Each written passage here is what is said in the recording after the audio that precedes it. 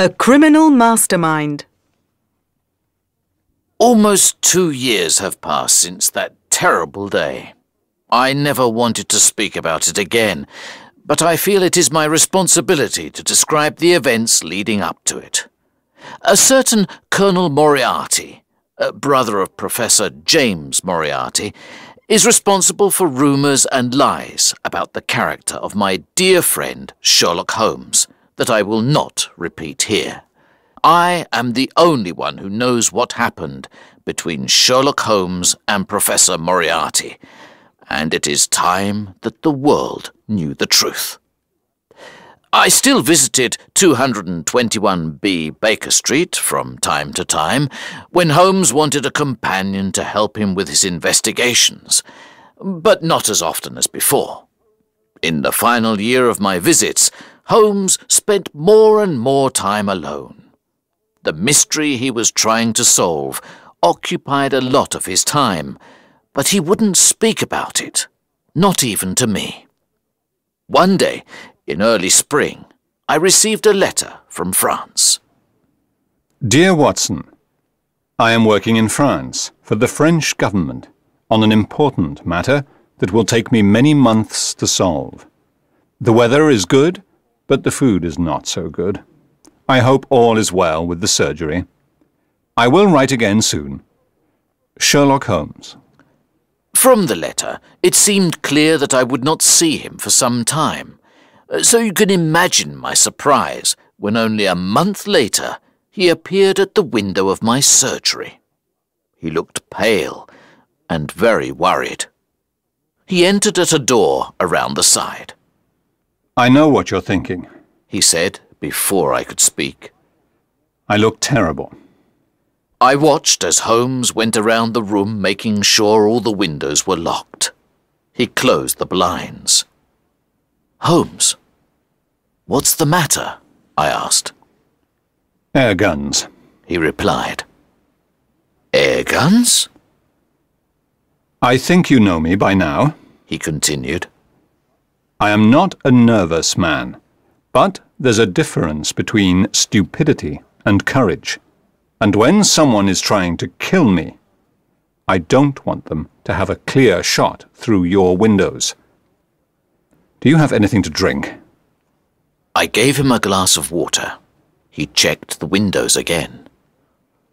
I'm sorry for coming here so late. I won't stay long. I think it's best if I leave over the wall at the back, he said. Holmes, please explain what all this is about. He said nothing. I looked at his hand. It was bleeding. I offered him something to clean it with. Holmes, this isn't a little fight. Look at your hand. Are you alone here in the surgery? He asked. Yes, I am now. There is another doctor who helps me during the week. Maybe he can help while you're away. I want you to come with me on a trip to Europe. I'm not sure of the exact location. We can decide when we get there. Holmes's behaviour was very strange. He never went on holiday. He certainly didn't go on trips for no reason. He saw the worried look in my eyes. There's only one person I can trust with this information, Watson, and that's you. For the first time in my life, he said, I have finally met my equal. His name is known to every criminal in London, but ask anyone in the street, and they'll say they've never heard of him. Professor Moriarty. The man is a genius. He's a criminal mastermind. Moriarty? A mastermind? You see? He laughed. No one knows the real Moriarty, but I do. The man is responsible for half the crimes in London. I could continue working for the French government. It's a nice life. It's well paid. But I cannot rest until Moriarty is in prison. Half the crimes in London? I repeated. But if you really believe this, why haven't you asked Scotland Yard to arrest him? Do you have the evidence? Crimes happen all the time. The criminal is caught. Sometimes they go to prison, then someone pays money and they go free. Sometimes they are never found. The important thing is that the man who controls everything is never caught. No one must ever suspect him. But what does he do? Everything and nothing. He is a well-educated university professor and one of the greatest mathematicians in Europe. At the age of 21, he wrote a thesis that was read all over the world. He was offered a job at a university. He worked very hard, but not towards anything good. He moved to London, where he has chosen to use his extraordinary brain for a life of crime. No one knows the criminal world better than I do. For years, I have known that there is someone else behind the crimes I investigate. He is like a spider that sits in the center of a very large web. He plans, he sits, and he waits. He makes the threads, and I follow them. In 3 days' time, with my information, they could arrest Moriarty and all his men. But if I take one step in the wrong direction, then all my work counts for nothing. I was sitting in my chair, thinking about a case this morning, when a man walked into my room. I knew him immediately. His forehead was high, his skin was pale, and his shoulders were round from the time spent in his study. His eyes were so dark, I couldn't read the slightest emotion in them. He observed me with simple curiosity, as his head moved from side to side, like a snake. "You're not as intelligent as I thought," he said. "Don't you know it's dangerous to keep a loaded gun in your pocket?" I took out the gun that was in my pocket and put it on the table, but I kept my fingers close to it. "You know who I am," he hissed softly. "If you have something to tell me, Professor Moriarty, I am free for around 5 minutes," I replied. A narrow escape. Holmes moved around the room restlessly. "And what happened next?" I asked. Moriarty asked me if I would continue with my investigations. I told him he already knew the answer. "Then you know mine," he replied. He put his hand in his pocket. I placed my fingers on the gun on the table. But instead of a gun, he took out a notebook and read aloud. "On the 4th of January, you passed me in the street. On the 23rd of January, you were in my way. In the middle of February, you were causing me problems. By the end of March, I had to change my plans. Now I find, a month later, that you are trying to take my freedom from me. We both know that this cannot continue." "You're right," I said. "It won't continue. Give me 3 more days, and it will end." "You're an interesting opponent, Holmes. I don't know what I'd do without you. I'd be quite bored. You're smiling, but I'm telling you the truth. This little game you are playing is too dangerous," he continued. "I'm not afraid of danger. It's part of my profession," I replied. "This is not danger," he cried. "This is madness. There is a whole organization behind me. Do you think you alone can stop it? There is only one end to this, Holmes. We both know what it is." "I enjoy your company," I replied, "but I have an important matter to investigate." "I know every move you make. If you try to destroy me, I will do the same to you," he said. "You are too kind if you think I am capable of destroying you," but I will happily accept my own destruction if I can free the world of you, Moriarty. Such a pity, he said as he went out of the door. But you leave me with no choice. Moriarty is a man of his word, and he doesn't waste time. On the way here, I almost lost my life 3 times. First, a carriage with 2 horses came towards me at full speed. Fortunately, I jumped from the road just in time. Then, as I was walking around the corner, a stone fell from the top of the town hall. It missed me by the smallest amount. Finally, on the road to your house, a man attacked me. I hit him hard, and he fell over. I was amazed at the way my friend spoke of these events. He was lucky to be alive, and yet he told his story so calmly. You can understand now, Watson, why I shouldn't leave by the front door, he continued. Holmes, you can't go home. You must stay here. Holmes would not listen. He left, as planned, over the back wall, but only after we had made arrangements for the next day. I'll see you tomorrow morning, he said. Take this note. Follow these instructions carefully. Do exactly what it says. Destroy it afterwards. Where will I meet you? I asked. I'll see you on the train. The 3rd carriage from the front is reserved. The next day, I followed Holmes's instructions.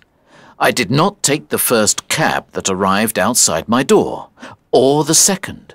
I took the 3rd.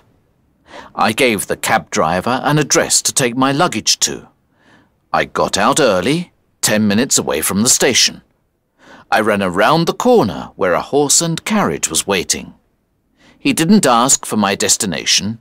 He took me directly to the station. When I arrived, I was just in time for the express train that connects with the ferry to France. I ran as fast as I could, and I saw a porter taking my luggage to a carriage. There was a reserved sign on the window, and I got in. There was a man in the carriage, but it wasn't Holmes. It was a priest. I was confused. Holmes said the carriage was only reserved for us. I sat down, and the train left the station. Where was Holmes? After last night's events, I was very worried for my friend's safety. Then the priest spoke. It's good manners to say, "Good morning, Watson." Within moments, I realized that Holmes, disguised as a priest, was sitting before me in the carriage. We must be careful. There's Moriarty now, he added. I looked out of the window and saw a man running towards the train, shouting angrily at the guard. I could see his large forehead and small dark eyes in the distance. Holmes smiled, sat down, and took out a newspaper. Holmes, this can't continue. Tell the police they have to arrest Moriarty. They can hold him until you have all the evidence they need. No, replied Holmes. There are too many fish in this net, and I intend to catch them all. Now, we must plan what to do next. Moriarty will soon catch the train. How? I asked. This is the express train. There aren't any faster trains. Think, Watson, sighed Holmes. Moriarty is as intelligent as I am. Imagine I'm Moriarty. What would I do? You could hire a private train. Precisely. 55 minutes later, the train stopped at a station. Quick, said Holmes. We're getting off here. What about our bags? I asked. They'll arrive in Paris, where one of Moriarty's men will wait for us to come and collect them.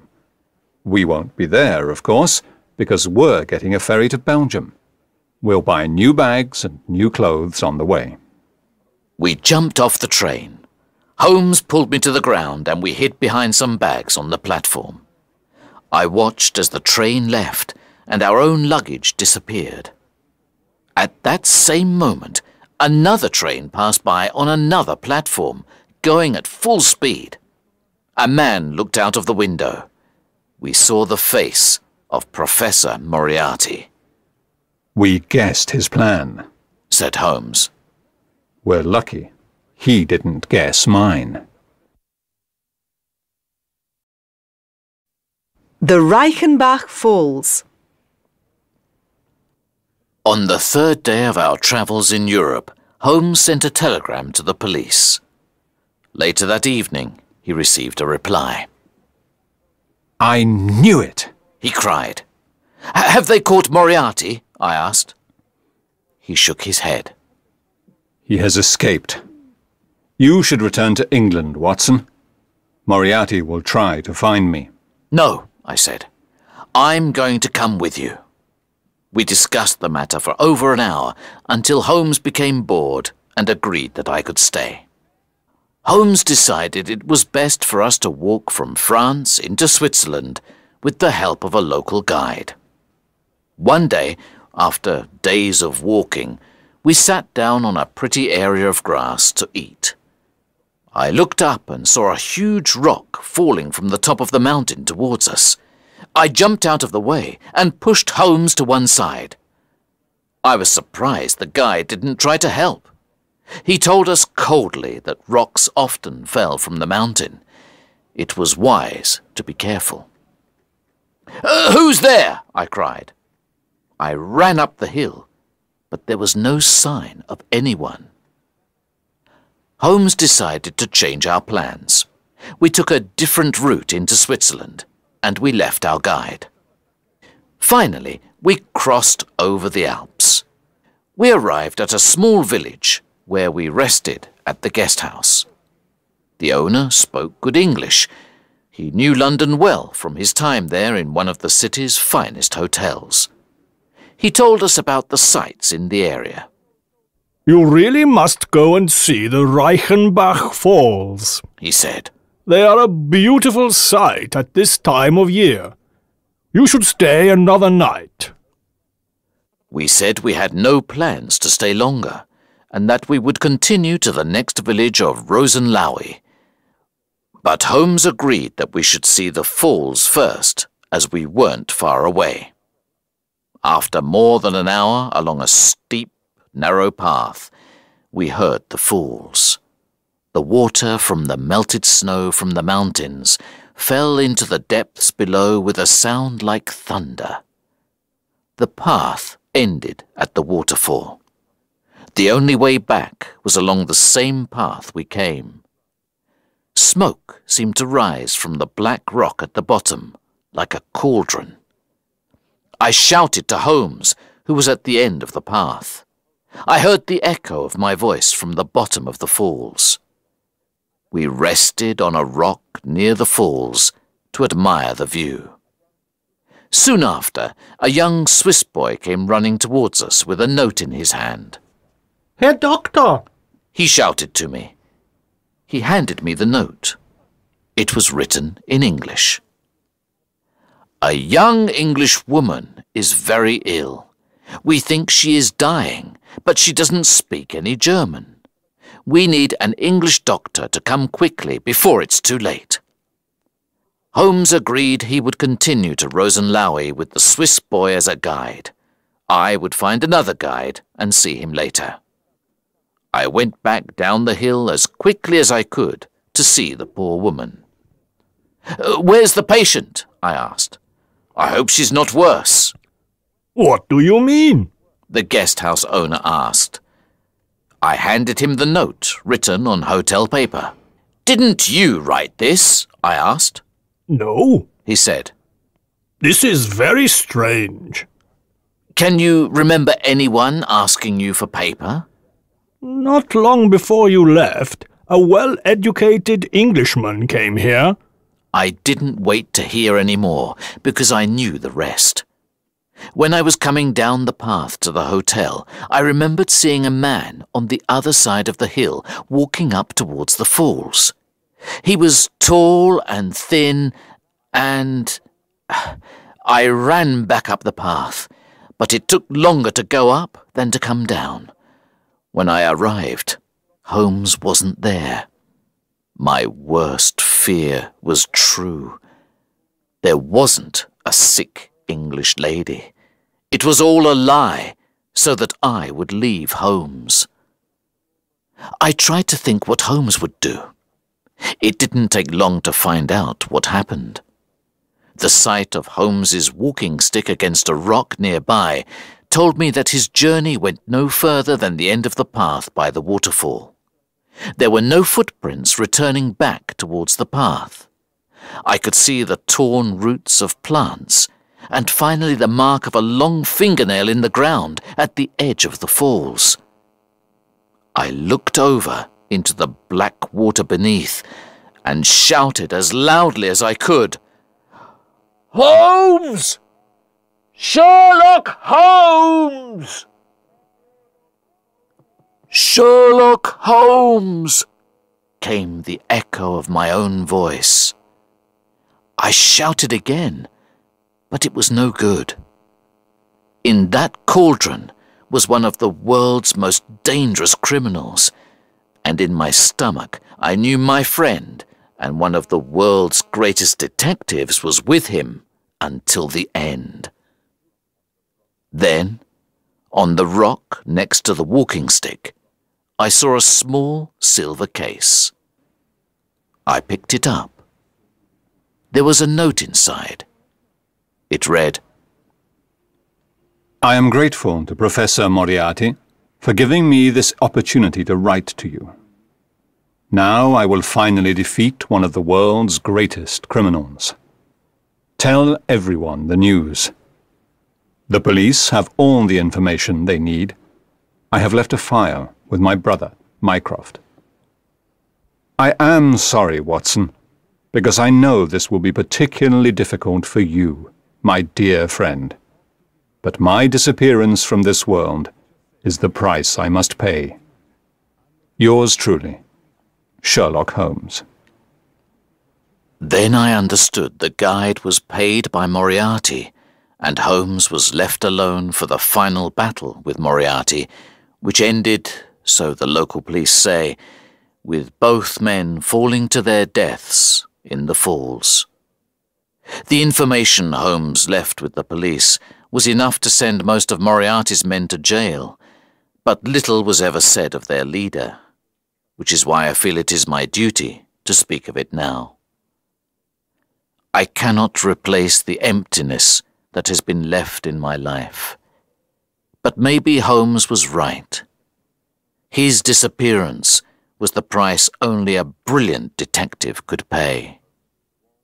Sherlock Holmes was, and always will be, the best and wisest man that I have ever known.